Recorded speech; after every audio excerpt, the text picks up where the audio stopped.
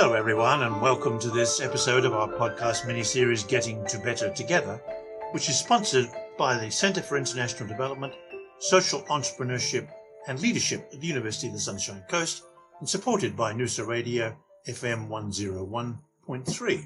I'm your host, Richard Borden. Before proceeding further, I wish to acknowledge the traditional custodians of this land, the Gubbi Gubbi people, and pay my respects to their elders, past, present, and emerging. What a paradoxical nation we've become. Australia is somewhat of an outlier within the community of industrial nations of the so-called developed world in that we've never really been one.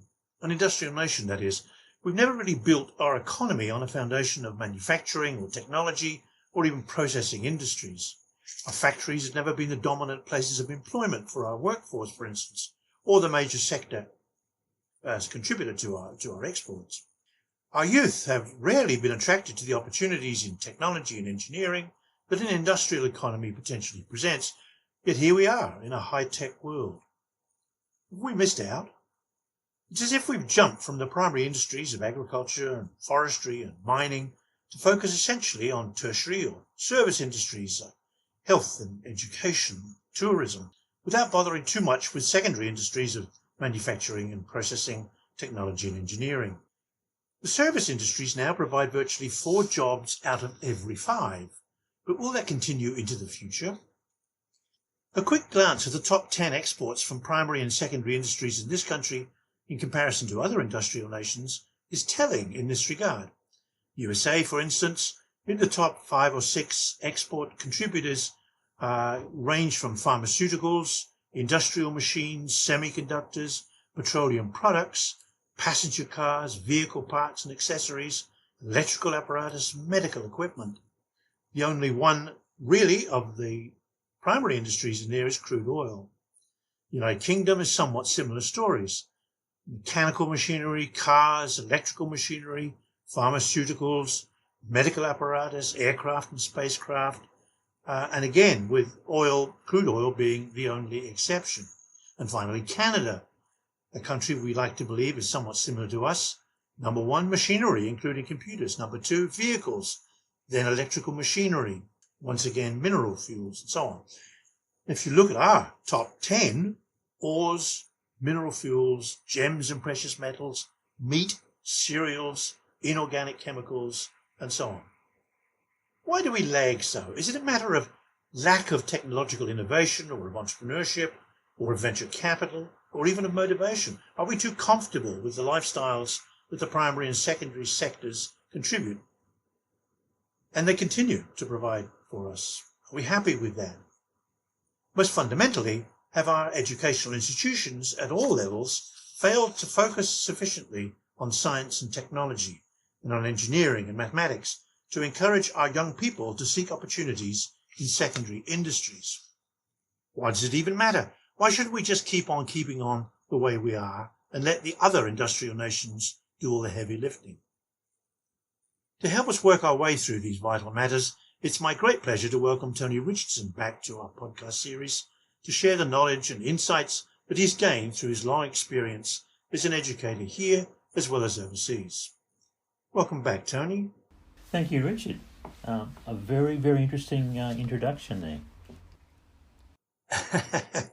Let me start by asking you the question. Does it matter that we're not really an industrialised nation? And if it does matter, what are we now doing in education to redress our past omissions?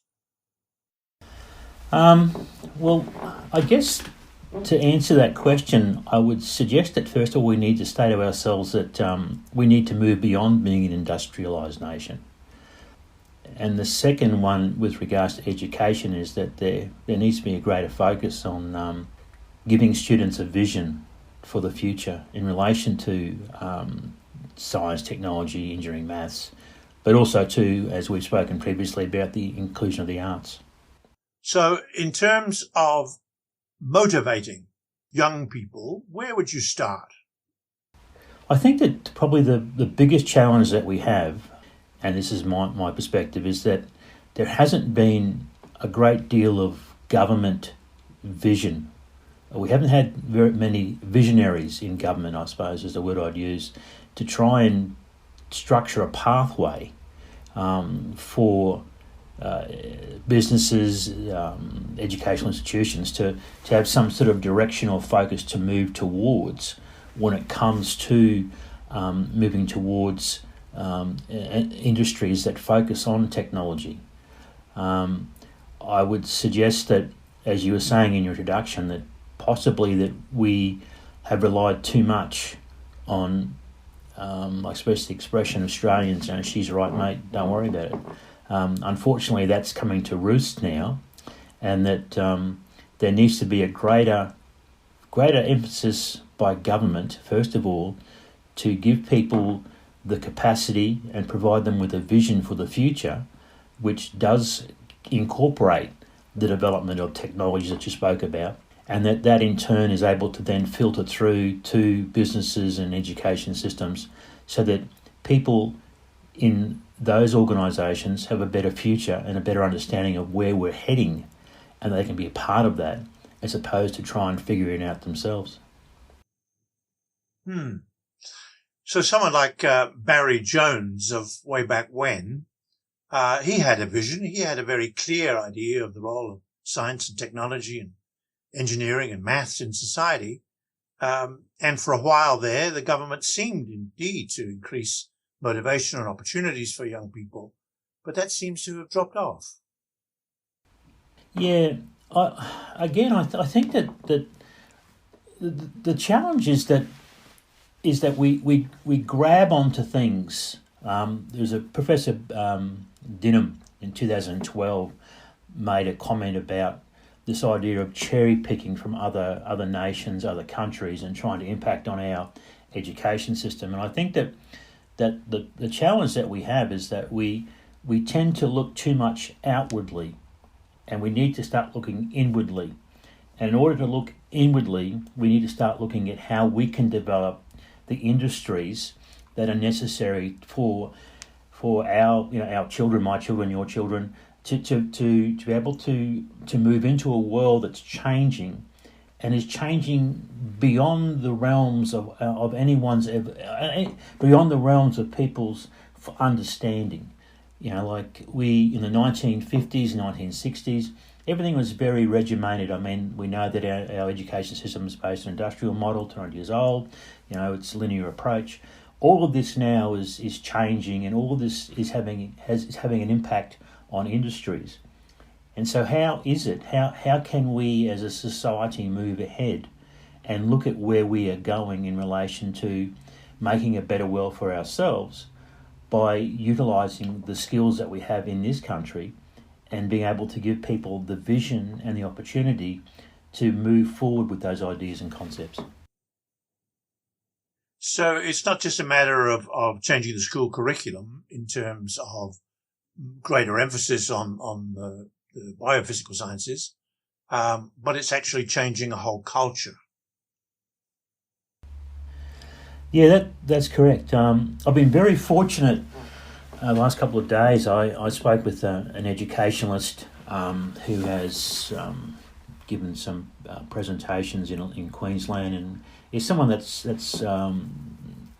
known worldwide. And we were talking about these areas, and one of the things that I think that is this focus on, and what was brought up was that when you look at technology and you look at how technology is being used, we as a society need to look at it beyond just simply the technological aspect, but rather how can this technology be used to our advantage so that we are a part of the development of the technology, and not the technology simply is something that we use as a means of bettering ourselves, but not moving beyond that. So, like, when you talked about using minerals, extracting of minerals, we extract minerals from the land here, from the country, and we export it, and that's all we do. We don't create something from that, apart from the fact we dig it up and send it away. And so when you talk about technology, you talk about the curriculum, you talk about subjects, it's more than just simply teaching a student what science is, what technology is, what engineering is, and what maths is, and putting some, a goggle over their face and then looking around and seeing things and it's wonderful. But it's also being very aware of the human side, the human elements that are linked to those particular applications. Yes, I relate very much. I'm a scientist, as you will recall, and I did agricultural science at university because I had a passion that related, well, two passions really. One was because I came off the land and I was a farm boy and really wanted to improve the lot of my tribe, as it were. But I guess more importantly, at that stage, which was just post-World War II in England, the decision had been made by the British government to become food secure. And the way they said the only way we can do that is through the application of science and technology. So I entered the world of science and technology with this vision, exactly as you talk about, that I could see its application and my role in it, which I found extraordinarily motivating. I would temper that by saying that I also studied history and economics while I was doing my science degree. And I found that each provided the context for the other. And my concern with STEM, and I'd like you to talk a little bit more about STEM, is that it doesn't talk explicitly about how that interacts with the humanities, with the arts and so on, and economics. Okay, yeah, it's a good question. I think that based on what I've been reading and been having discussions I've had the last couple of days, I'd say that it's not just STEM, but majority of subjects that we teach in schools don't connect or link our students to the real world. So in the context of this, and I think it's probably a good analogy, is that my understanding is there's a bloke called Ray Kurzweil, and he reckons that by 2030, computers will have the same capacity to think as us, and by 2035 they'll have a greater capacity to think than us. Well, if that's the case, then that means that by 2035, if it happens to be, then you and I may never have to think for ourselves again, because a computer can do it for us. But the challenge becomes is that, does that computer or that technology or that artificial intelligence have some human element to it? Does it reflect something that incorporates what we are as a human entity? And that comes from what you say, the humanities and the arts, etc. So it's about being able to say to the person who is designing whatever it might be, hey, look, you might be designing technology and you might be designing something which is really useful, but don't forget that you're interacting with a human being, and never forget that. And how do we incorporate that within the context of what we're doing and how we're doing it to ensure that there is an overall capacity? So like, for example, those driverless cars, I think one of the challenges they've got there is, what is does the car, if the car has a pedestrian walk in front of it, does it not hit the pedestrian to not injure the driver, or does it hit the pedestrian so that the driver's not injured? They're the dilemmas that have to be addressed in relation to those particular aspects of the human context. I remember many years ago someone who was in artificial intelligence telling me that it would never become sentient, it would never become human-like until it was able to laugh at one of his jokes. I thought, actually, that sums it up quite well. The issue of STEM itself, which is now becoming a fairly well-known acronym of science, technology, engineering, and mathematics, where did that sort of thrust originate? Did that just suddenly come out of nowhere, or was there a motivation for it? Well, I'd suggest that what it's come from is a focus on America and places like that with technology, and that emphasis on trying to get a greater amount of people involved in those particular areas, because the belief is that by pursuing those areas, there is the capacity for countries to grow economically. And I would suggest that, based on what Denham said, that what we tend to do is we tend to cherry pick, and that we've gone, well, this is a good idea with STEM. Well, let's start using STEM, and let's start making it something of interest and making it something that people want to address and want to follow. But again, as I say, ultimately it comes down to how does that then, what is the domino effect? How does that then equate within society? And how does that then link back to a vision that a government has for society with the application of STEM? Where's that going to take us? Reading the literature, some of the claims for STEM are unusual from my perspective. Things like through STEM, it is claimed, students develop key skills including problem solving, creativity, teamwork, independent thinking, initiative.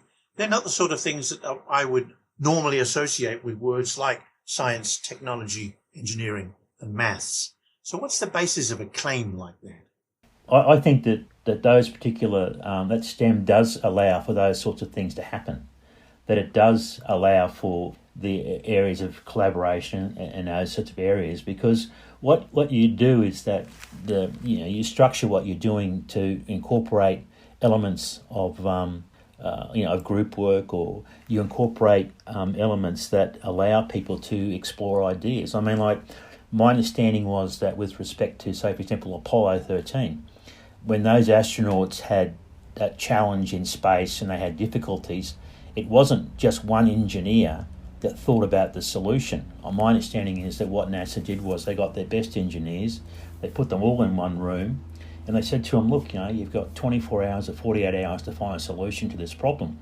If you can't find a solution, well, then these guys are dead. So I'm sure that what you're talking about took place within that room. But I would suggest that in any subject area that you look at, that those particular skills could be applied.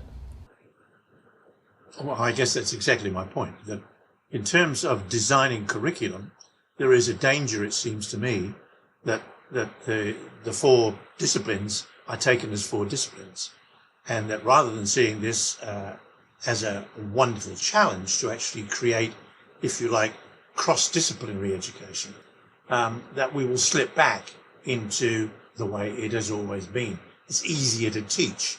If I'm a science teacher, I teach science. If I'm a maths teacher, I teach maths. If I'm teaching humanities or history, I teach those. But I'm not quite sure in a classroom how that would actually be achieved in terms of creating exactly those conditions of working in groups and taking initiative and so on. Well, it depends on the task.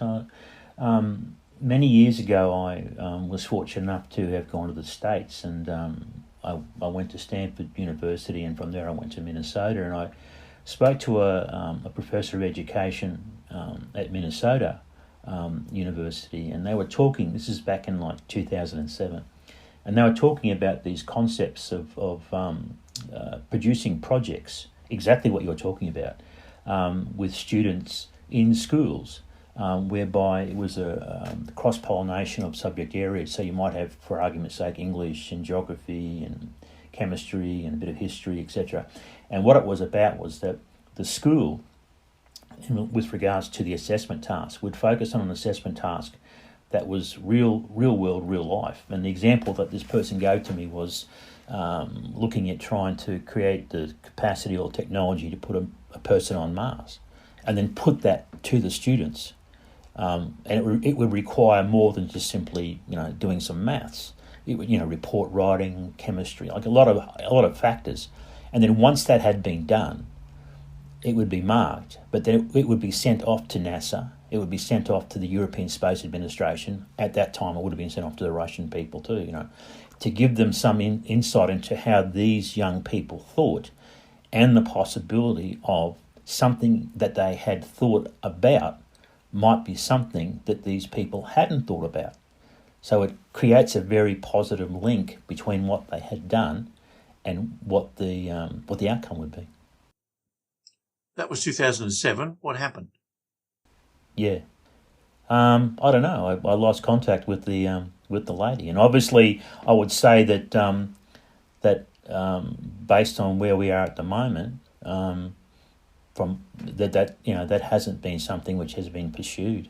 But to me, I think it's a very good idea. I mean, like you want to try and the problem that I guess with curriculum and those sorts of things in relation to STEM or anything is that you want to try and get some connectedness between what the student is doing and what the outcome is for the student in relation to their place in the world.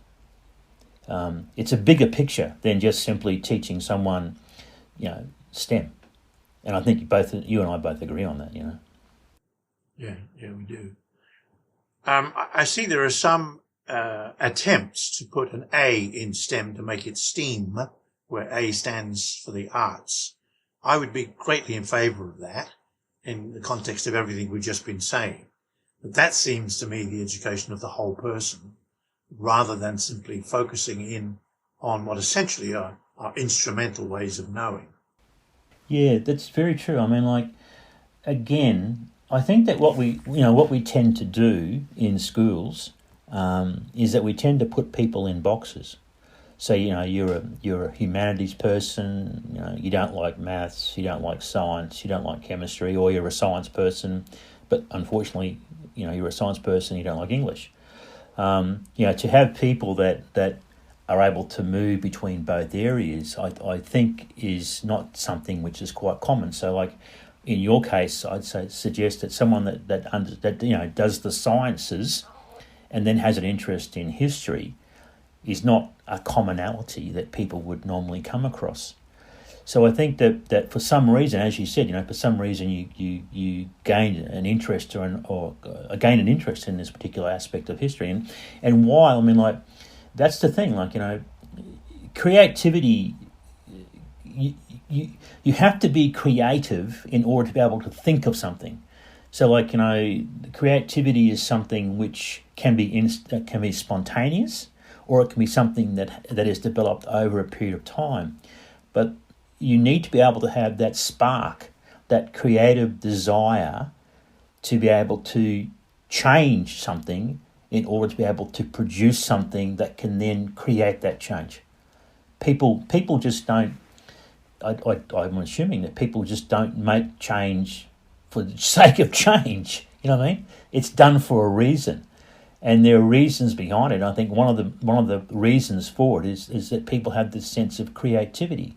Like if we go back to the Stone Age, the person that made the wheel, like why did they make the wheel? Like, what's the reason behind making the wheel? There must have been some creative background information about that for that person to make them realise that having a wheel would do all of this sort of stuff. But unless they knew what stuff it was, they would never have created the wheel in the first place, would they? That would be an interesting discussion for the next time, Tony, for the next time. I've really enjoyed our conversation. Thanks so much for being such a willing conversationalist and with such insights and experience. Okay, no worries. Thanks for your time. And thank everyone for listening, and I look forward to our next episode. Until then, goodbye.